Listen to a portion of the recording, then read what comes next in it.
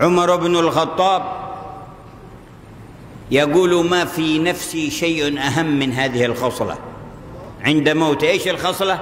أن يكون قبري جنب قبر النبي، جنب قبر عمر، جنب قبر أبي بكر. ما هذا؟ ما هذا؟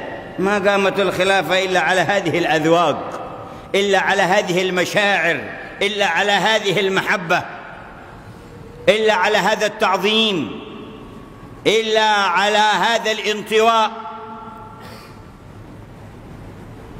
فلما قال له ابنه: استاذنت عائشة أم المؤمنين فأذنت لي، قال: الحمد لله، لم يكن في نفسي شيء أهم من ذلك، رضي الله تعالى عنه.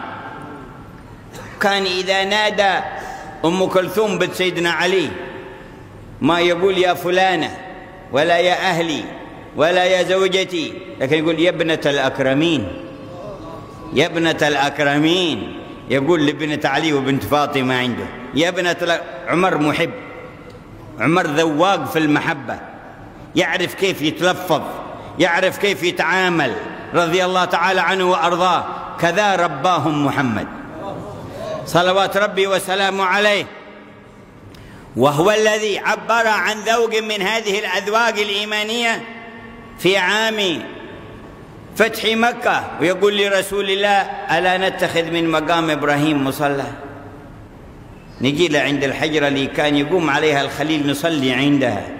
إيش الذوق هذا؟ إيش روابط القلوب هذا؟ أثار الصالحين، أثار الأنبياء يعظمها عمر بن الخطاب.